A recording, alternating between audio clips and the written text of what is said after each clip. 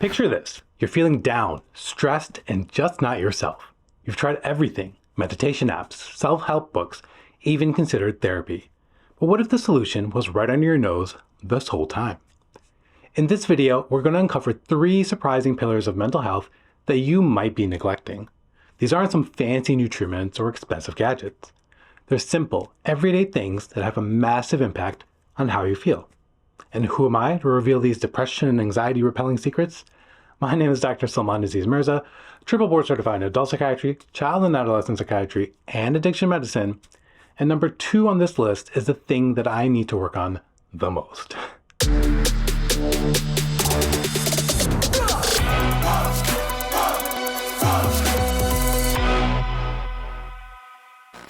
Let's talk about how what you eat and drink can impact your mental health. It's not just about keeping your body healthy. Your brain needs the right fuel too. Think of your brain like a high-performance engine. If you put the wrong fuel in, it's not going to run smoothly. Now, here's something that might surprise you. A lot of us are walking around dehydrated without even realizing it. In fact, research shows that 75% of Americans are chronically dehydrated. That's 3 out of 4 people. It's not just making you thirsty, it's affecting your mental health too.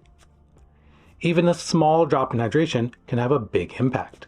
When you're just 2% dehydrated, it can mess with your memory, mood, concentration, and how quickly you react to things. It's like your brain is running on fumes. It's the main reason that I ask my patients in nearly every appointment, are you drinking enough water? But here's the good news. Drinking water can make a real difference. In one study, college guys who didn't drink water for 36 hours felt worse about themselves, had trouble remembering things, and well, they couldn't focus as well. But once they started drinking water again, they felt better and their brains worked better too. It's not just about water though. The food you eat plays a big role in your mental health too. Your brain needs certain nutrients to make chemicals that help you feel good. Things like vitamin B1, copper, riboflavin, and calcium are all important for making serotonin. That's one of your brain's happy chemicals. Some foods are like nature's mood boosters. Fatty fish, nuts, and seeds are full of omega-3 fatty acids. These can help reduce inflammation in your nervous system and improve your mental health. It's like giving your brain a little hug with every bite. And here's something cool. Eating more fruits and vegetables can actually help reduce symptoms of mental health challenges. A study in 2019 found that people who ate more fruits and veggies felt better mentally. So maybe there's something to that whole apple a day thing after all. Now, let's talk about your gut for a second. Did you know that your gut is like a second brain? It makes a lot of the same chemicals that your brain does. So when your gut is happy, you're more likely to be happy too. It's like your digestive system and your brain are best friends, always chatting and influencing each other's moods. This connection between what you eat and how you feel goes both ways. If you're eating poorly, it can make you feel more stressed and anxious. But then feeling stressed and anxious can make you reach for unhealthy foods again. It's a cycle that can be hard to break. But there's hope. A study in 2022 found that people who followed a Mediterranean diet, that's lots of whole foods and not much processed stuff, felt a lot less depressed. It's like they were eating their way to happiness. Now, I'm not saying you should throw out all your meds and just eat salads. Mental health is complex, and food is just one piece of the puzzle. But paying attention to what you eat and drink can make a big difference in how you feel day to day. So, what can you do to give your brain the best fuel? Try adding more fatty fish, nuts, fruits, and vegetables to your diet. With hydration, add an extra glass or 2 of water to your day. Remember, small changes can add up to big results. You don't have to overhaul your entire diet overnight. Ultimately, your brain will thank you for it. Imagine waking up every day refreshed as if you had pressed the reset button on your mind. That's the power of good sleep. Yet many of us, including me, don't give it the attention it deserves. When you don't get enough sleep, you're not just tired, your whole experience of the world changes. You're cranky, foggy, and everything seems more difficult. Well, that's just scratching the surface of what's really going on in your brain when you don't get enough shut-eye. When you sleep, your brain isn't just resting, it's actually hard at work. Dr. Elizabeth Blake-Zakarian, a clinical psychologist, puts it perfectly. Just like our electronics need to be charged, sleep may recharge or reset the brain to optimize functioning. It's like your brain has its own night shift crew, cleaning up the mess from the day before and getting everything ready for tomorrow. But here's where it gets really interesting. If you don't get enough sleep, that cleanup doesn't happen properly. And over time, this can lead to some serious issues.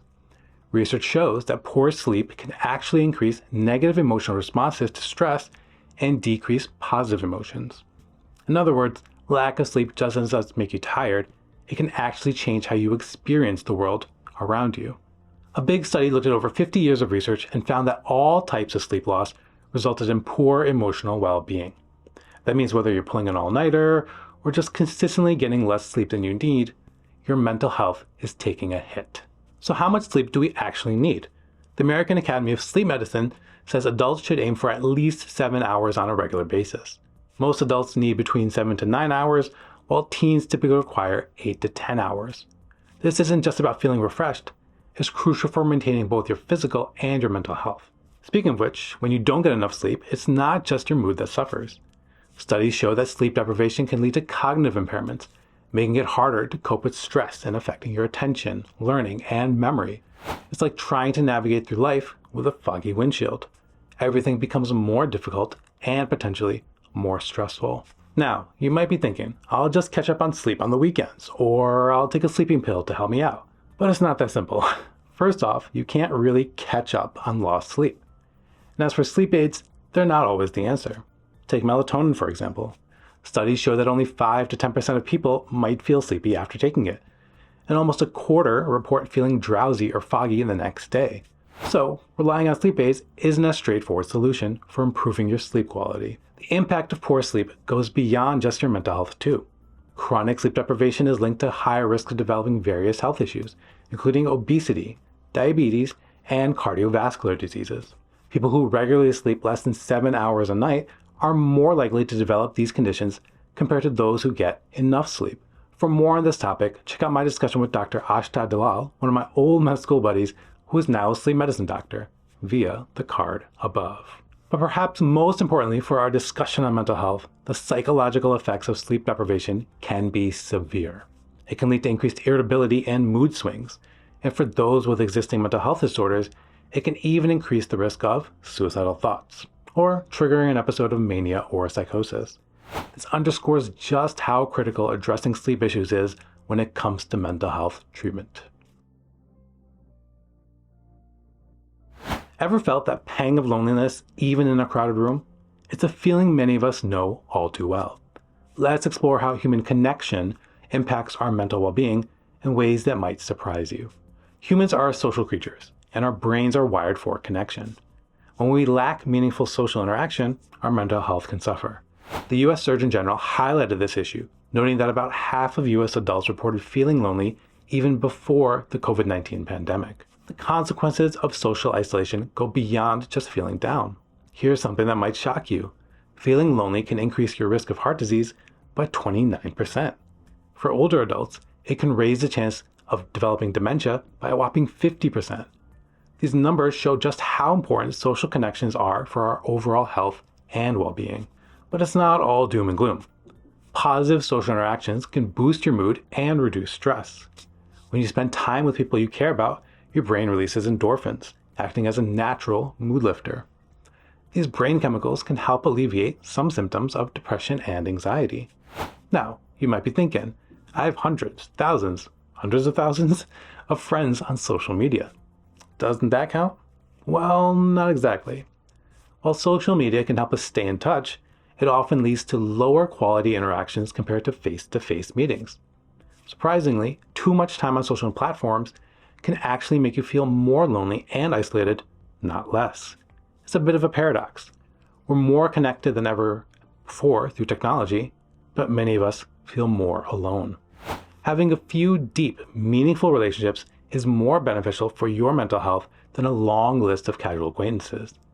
These strong connections provide emotional support, help you cope with stress, and can even boost your resilience during tough times.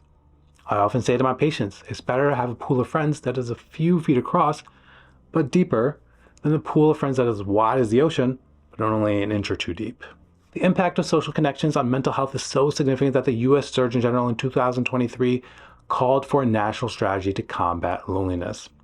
Dr. 𝒉𝒂𝒂𝒂 emphasized the urgency, stating, "It's hard to put a price tag on the amount of human suffering that people are experiencing right now." His words underscore the pressing need to address loneliness as a serious public health issue. To harness the power of social connections for your mental health, start by prioritizing face-to-face interactions.